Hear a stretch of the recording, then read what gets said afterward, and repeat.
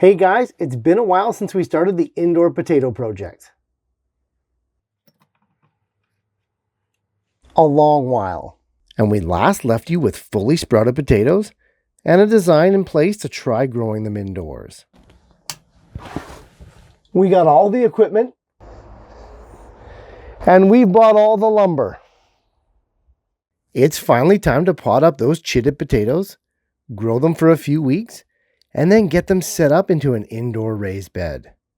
I really think the steps we do here today is going to set this project up either for its success or its failure, more than any other part of the process. A potato is a large sun-loving crop that's almost never grown indoors. They need space, lots of soil, and lots of light.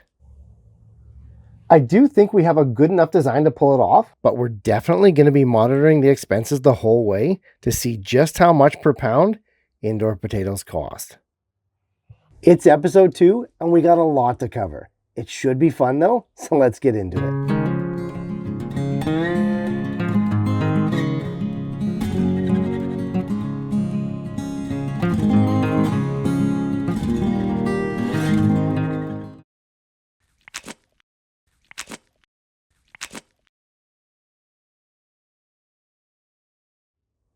Okay, it's been a while since the first episode, so let's cover what we've done so far.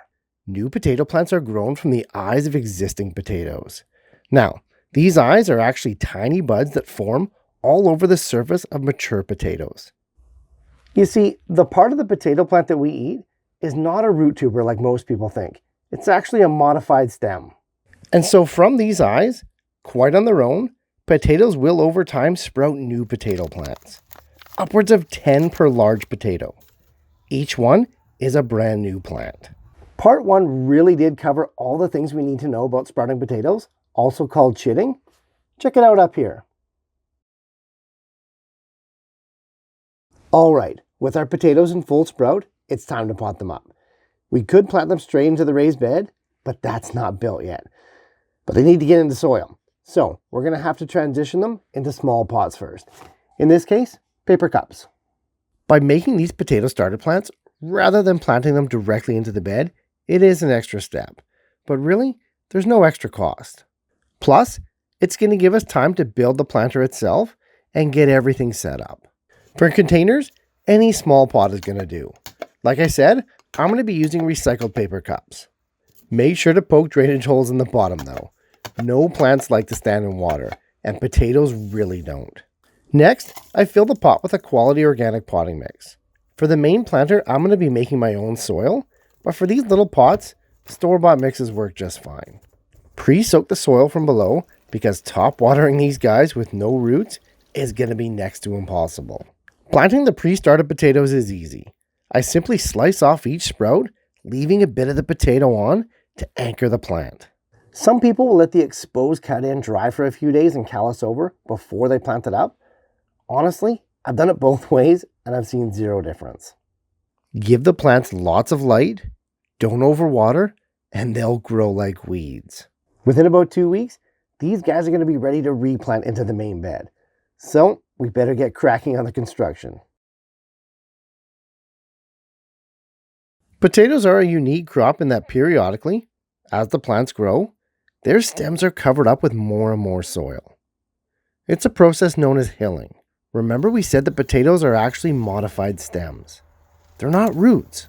And because of this, the potatoes that we harvest have a tendency to grow near the surface, which is nice for harvesting, but it can cause them to go green and inedible. To keep the spuds underground, we hill or mound the potato plants at specific intervals to protect those potatoes and to increase our yields. Hence the design we've come up with. Being able to strategically raise the depth of the bed as we go along is going to simulate the hilling of the plants like we would outside in the garden. It should be pretty straightforward, so let's get started.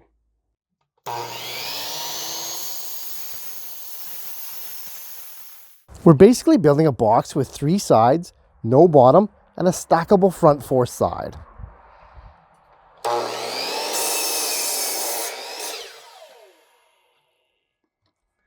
Easy peasy. Measure twice, cut once. Wood definitely isn't cheap these days.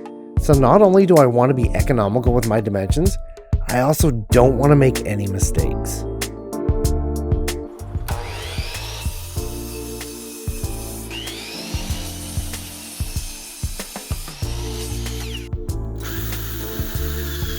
Whenever you're screwing or nailing near the edges of wood, no matter how thick it is, always drill pilot holes to prevent that wood from splitting.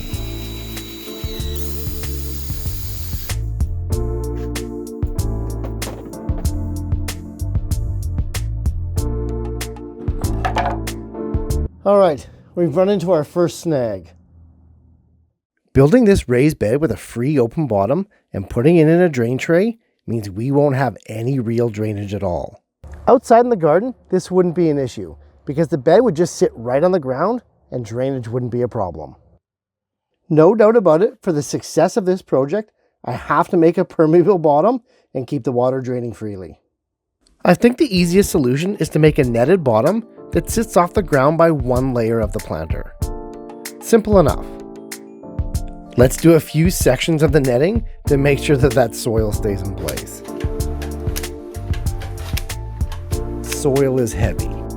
Not only do I want multiple layers of the netting to keep the soil contained, I also want it for strength. It's looking good, but I may still line it a bit further with some brown craft paper, just to keep that soil in place.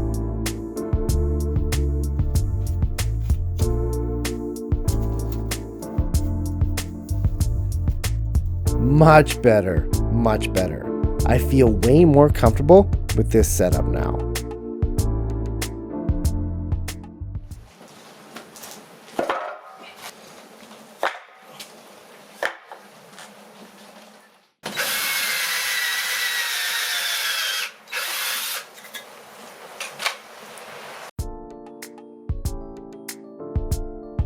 Okay, now we're ready for the rest of the planter.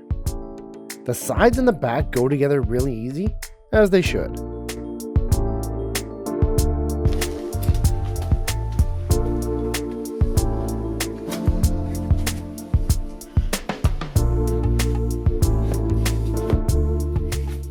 The front, however, is where all the action is.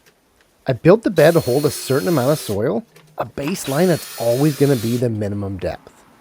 Once we start hilling those potatoes though, we're going to want to raise that soil level. And to be able to do that, more front pieces are going to need to be added. To solve this, I'm going to install some vertical strips so that the front of the bed can have more and more panels added to it, easily, without any tools at all. It's just a couple vertical channels guiding those front slats into place. Easy stuff.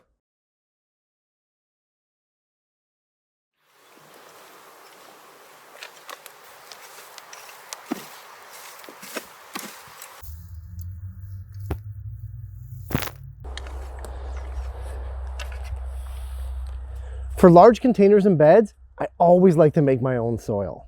It's just that it can cost so much money over the long run, and I know the quality is the same every time I make it. I've detailed the entire process already in this video here. Check it out for the full breakdown. The mix is quite simple. It's basically just 50% compost and 50% coconut fiber. Amendments such as alfalfa meal, canola meal, rock dust, and rock phosphate can also be added.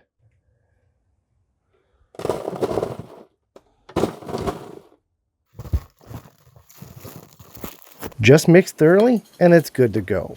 It's really light and fluffy, so I'm going to fill up the planter box right to the top of our highest installed front panel. Pack it in nice and good. Okay, let's check on our potato sprouts. It's been a little more than 2 weeks. Yep, even indoors, these guys grow fast. It's perfect timing. Let's get them planted up.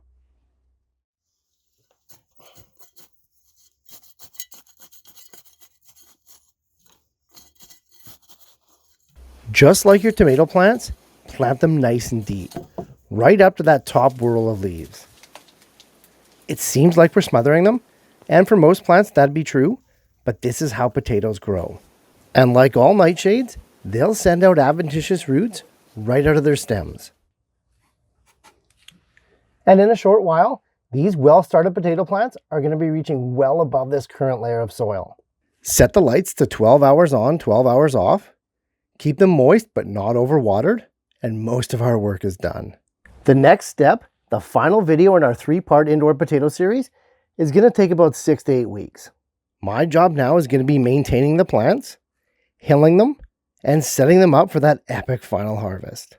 And of course, I'm going to document everything along the way. Hope to see you there.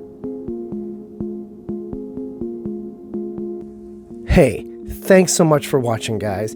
I appreciate the support more than you know. And if you're getting value from these videos, please like and share them to spread the word and help your fellow gardener to grow better.